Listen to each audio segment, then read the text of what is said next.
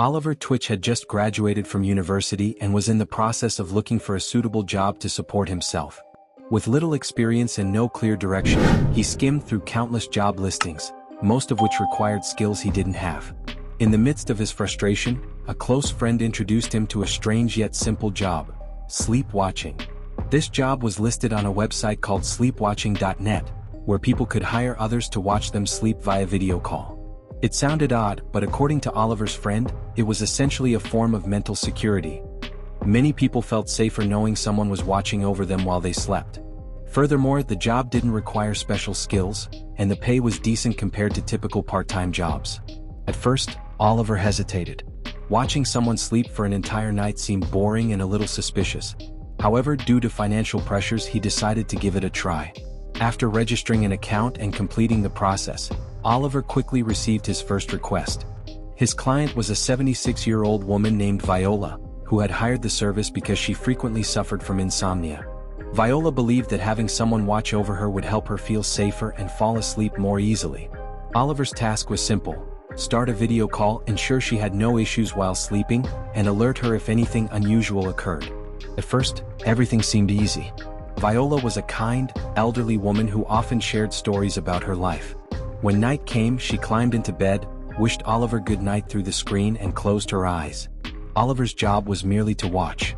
About an hour later, when the screen showed only the faint glow of a nightlight and Viola's steady breathing, Oliver began to feel bored. He was about to open a book when suddenly Viola stirred. She wasn't fully awake, but her face became tense, as though she were having a bad dream. Then, without warning, she sat up. Oliver jumped in surprise.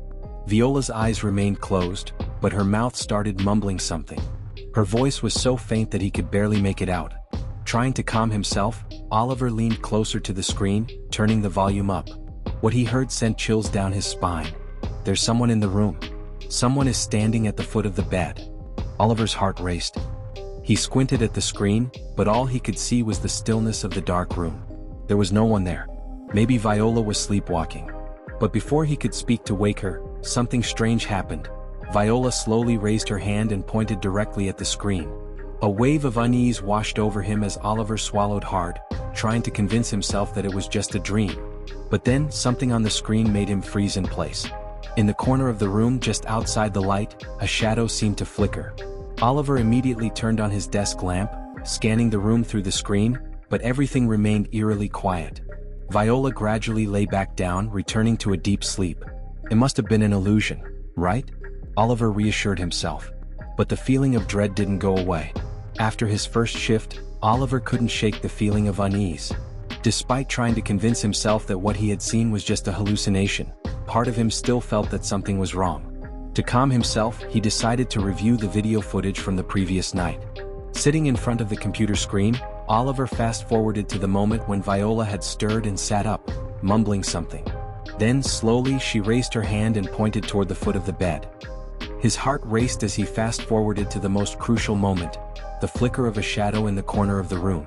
He pressed pause and then rewound, playing the footage slowly. The tension in his chest grew. As he played through each frame, Oliver gasped as he realized that in a fleeting moment he could see more clearly. It wasn't just a shadow. It was a figure of a person.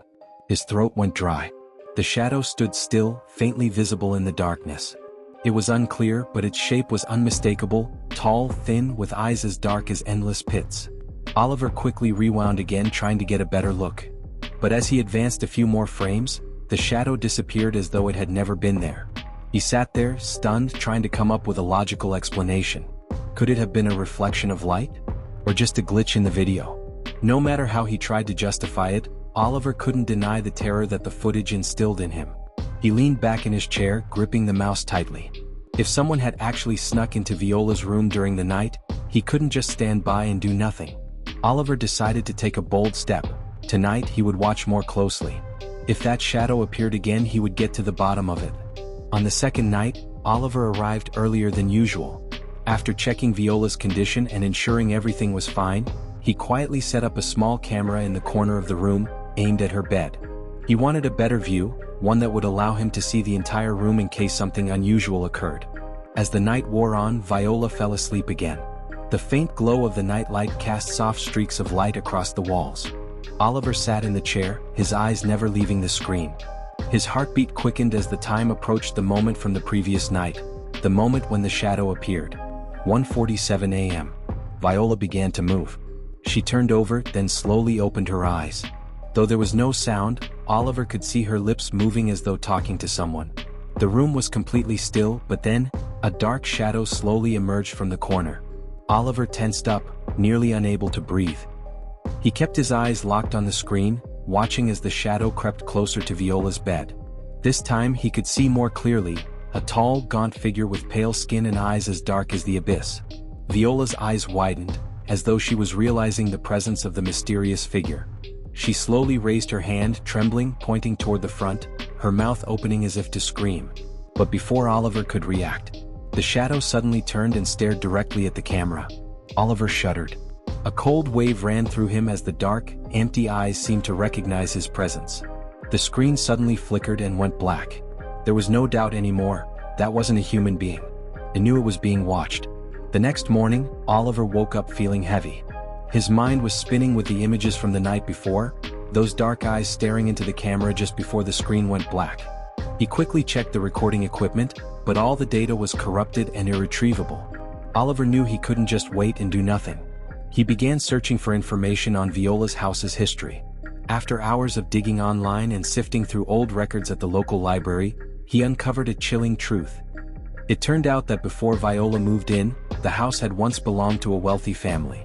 However, around 30 years ago, a mysterious disappearance had occurred. The family's eldest son, a young man named Elias, vanished without a trace in the very room where Viola now slept. Police investigated for years, but they found no clues, and the case eventually went cold.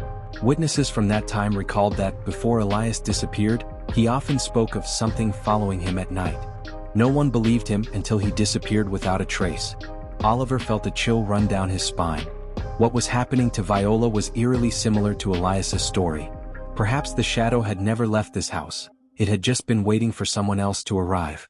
Determined to get to the truth, Oliver rushed back to Viola's house. When he entered the room, he found her sitting by the window, her eyes vacant.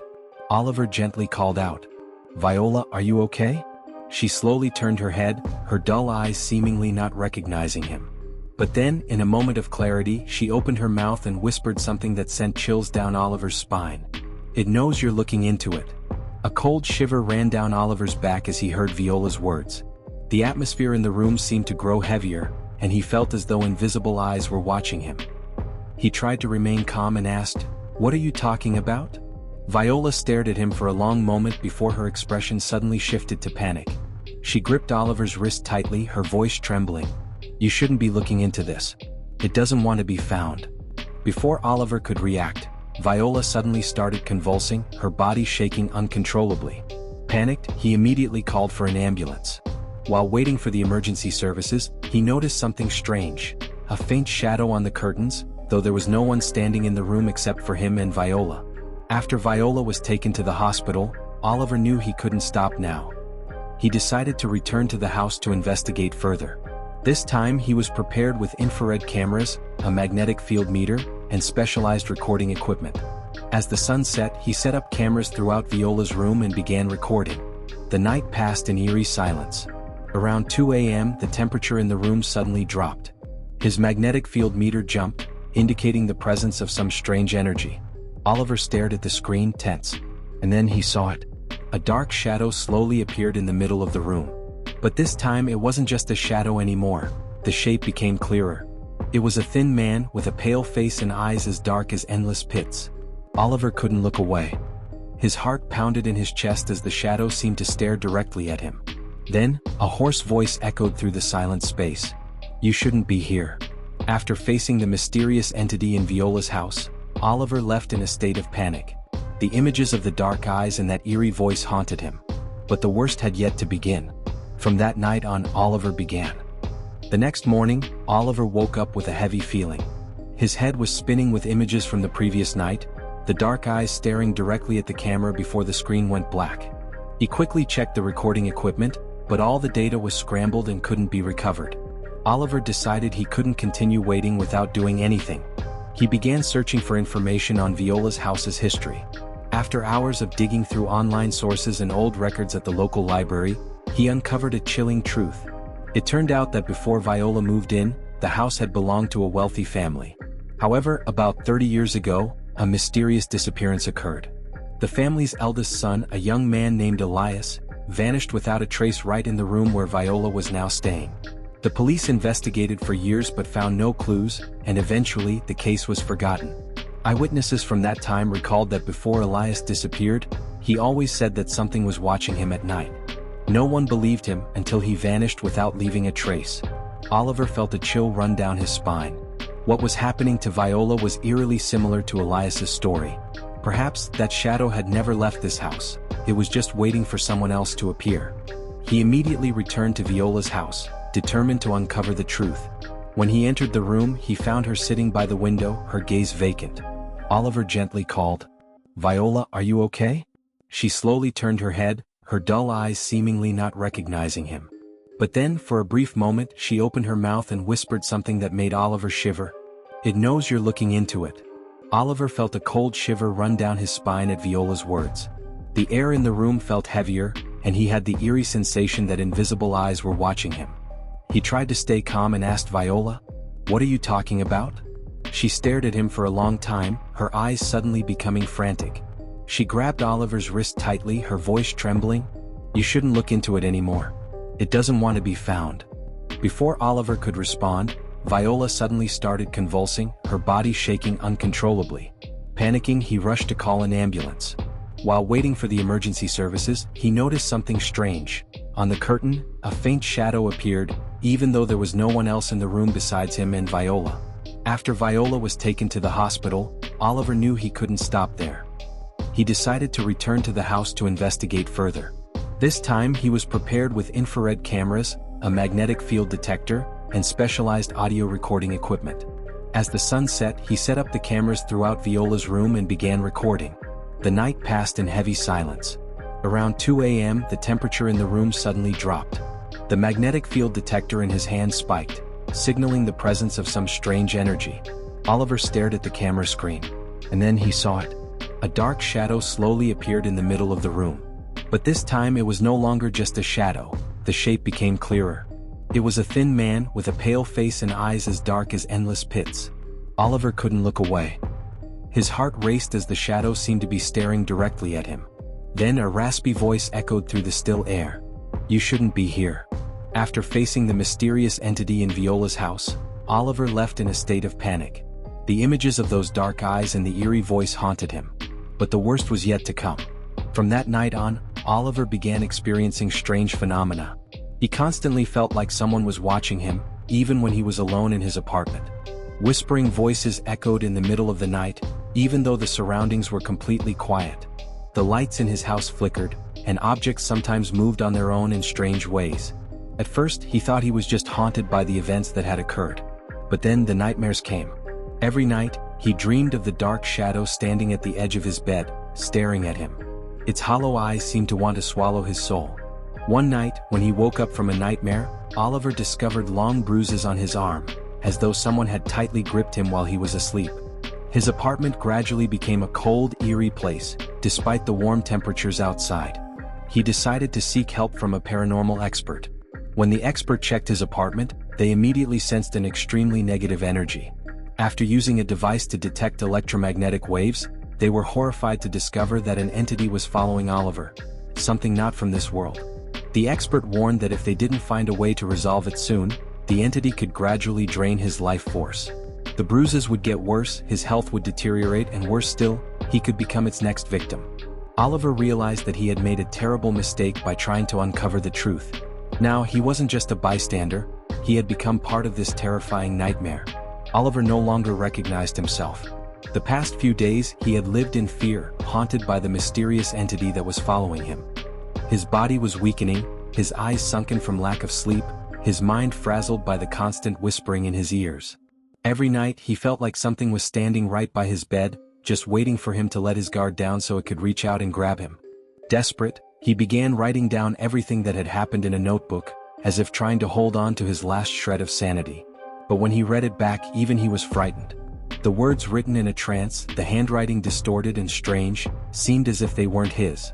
Among the lines, there were words he didn't remember writing. "I won't let you go. No one can save you. Don't try to escape." Oliver panicked and threw the notebook to the ground. His hands trembled, his breath quickened. This was no longer just a supernatural force.